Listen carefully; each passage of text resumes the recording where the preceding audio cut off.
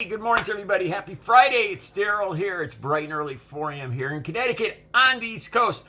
All right, today's one of those mornings where, honestly, I have so much on my mind. I can't sit here and talk about politics. I was researching stories, and I can't do it. I am heavily stressed this morning, but I'm not here to complain about my personal problems. I want to give you guys a clear picture of what's the situation for housing, for putting a roof over your head in this part of the country. Let me talk about this. And it's scary. It should be scary to anybody that's not high income. All right, let me start at the beginning. Since Tuesday, I clamped down and I went to I've been to several real estate agents. I've been applying since Tuesday. I've been applying mostly for renting condos. The condos that I've been looking at, the condo units, the condo areas are in a little better area. As you guys know, I'm in recovery, and I spent over 20 years in heavy addiction, and I'm familiar. I am very familiar with neighborhoods, people, and I've had to move out of my little town and search. There is no apartments in this town of 7,000 people. I went to see one apartment. It was in the third floor. It was literally in the attic. Now, this is on a day that it was 95 degrees here. And it was 3 rooms with my paintings. I need at least 4 rooms. I need at least 1 spare room. I've got 3 bikes. I was on the 3rd floor. There was a couple windows, but they were way down on the wall because I was literally up in the attic under the roof. This apartment was almost $1,000 with nothing included for 3 small rooms and a parking space. So that's the only apartment that was for rent in this entire town of 7,000 people. So I started applying for condos. The reason I am so distressed this morning is I even had family members help me co-sign. I have good credit and good income. But to try to secure an apartment, I only have 9 days before the closing of this house, and I need to get out of here. I'm going to talk more about that too. And it's scary. It is scary. I wake up throughout the night, and I look around, and I realize that in 8 days, I'm no longer going to be here. And everything is packed, and I have no idea where I'm going to go. It is not, I'm telling you, I would be surprised if I didn't end up with an ulcer to start losing my hair or something. It is incredibly stressful. To be honest with you guys, though, too, it's making me strong. I always wondered when a real heavy crisis, or even worse, a series of crises all hit at once, how I would handle it in recovery. Because they say that's one of the last things that recovering addicts have a hard time dealing with. Conquering one crisis is one thing, but a series of crises hitting at once is a hard thing for a recovering addict to handle. And I am proud of myself. I have not lost my faith. I'm still smiling. Why, I don't know. All right, let me just talk about what's going on here. Okay, New York City is about 50, 60 miles from right where I'm sitting to the south. Boston is about 100 miles to the north. Those might, a little more, a little less. It's about an hour down to New York City. It's about 2 hours up to Boston. It's about an hour and a half, 2 hours out to Providence. Albany's a couple miles up in another direction. There's a huge exodus from New York City. That a lot of people from New York are, that are earning good income from New York and good jobs that were working in Manhattan are coming to Connecticut and just flowing into the western side of the state. And they're buying up any property because now they can work from home. There's no longer a need to be in the city. And Connecticut is a beautiful state. The weather's a little unpredictable, but that's the way it is across the country. But anyway, okay, so these New Yorkers are coming in.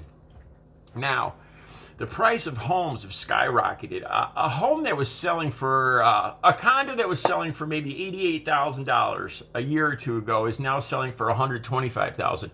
There's a small house. This house is so small, 3 rooms with a little basement. It used to have a little sign on the front that said the dollhouse back when I was growing up. Seriously, that's how small it is, right? This home would usually, it's right on the side of a highway with a very small little driveway. This home would usually sell for about $80,000 or $90,000. The owner is asking $198,000 for this literally, it's about as big as this room. Maybe 25 feet by 25 feet, the entire house. $198,000. Okay, so anybody that owns any land, any homes, condos especially, instead of renting, they've stopped renting. And now they've gone to real estate agents and they're exploring the idea of selling their condos. Like I told you guys, I want to rent a condo because in general, condos are in a little safer area. It's a little more, the 2 and 3 family house, I don't want to, I don't want to cast aspersions on 2 and 3 family home neighborhoods. But those areas have a little more activity. I know this because I used to be involved in drugs and all that. And the condos are a little less, more of a family and high visibility areas. A lot of these owners are now not doing the 1-year lease, and they're just leaving these condos empty while they're exploring how much money they can get from these New Yorkers moving in here. Same thing with homes. So the rental market has shrunk incredibly. It's become a dog-eat-dog situation for us renters. And like I said, I've been thrown into this at the very worst time. I went to see a condo. This is why I'm so stressed out today, because I put everything I had into getting this application. I ran my background check, my credit check, everything great. I even had my family help co-sign. So I thought, I got to get this. And it's been a couple days and I haven't heard anything. I don't know. And it's the market is so tight. I think they're holding out for the very top dollar, the highest income. Like I said, I think the people getting these rents are earning over 6 figures. So the rental, a lot of these rental properties aren't being rented back out while their owners consider selling them to make a quick buck. And that's what's happening here. All right, now on to me. All right, I was notified on May 26th that I would have to vacate. Up until then, I was told that there was a good possibility I could stay. On April 1st, there was a prospective buyer that wanted to keep me here. That fell through. And then the situation quickly changed. And another buyer came, and they want me out before closing. The problem is, I've only been given like 25 days notice, 24 days notice, and I'm expected to be out of here. Legally, I have 30 days. And I'm just being fed this information in dribs and drabs. The whole picture I kind of got yesterday is that the new buyer will balk on buying this place if I'm not out of here next Monday. And I don't, even though I've been put in a hard place, I don't want to jam anybody up. The people that have owned this house have been very good to me. I should have been notified way earlier if they wanted me out of here. But still, I don't want to jam up the sale. So I'm going to try my best to get out of here by next Monday. Not this Monday, the following Monday, 9 days from today. Supposedly that's when the closing is. I mean, I could conceivably sit here for 3 months while they go through eviction papers.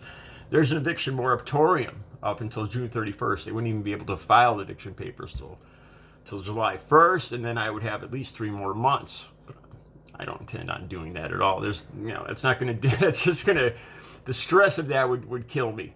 That's at 55 in recovery, that's just not something I'm going to do. But that's the situation here, and so there's a shrinking market of rents, and it's just driving up the rental costs too. I was hesitant to talk about this, but most the bottom rent for a decent place, parking space, 2 smaller bedrooms, living room, kitchen, 4 rooms, would be at least $1,400 a month. And these are apartments that would have like a year or two ago would have gone for maybe 900 or 1,000. I think the rental prices have almost increased 100% in the last couple of years because of this shrinking, because the inflow from New York and also from Boston, but mainly from New York, of New Yorkers with good income coming in here, buying up everything in sight to live here, and it's just driving everything up, and it's causing a shortage of rentals. So for people that have lived here their whole life, they have an average income and good credit. It's becoming almost impossible to get a roof over our heads. I'm going to talk more about this. Once I've secured a place, there's a lot more I can talk about.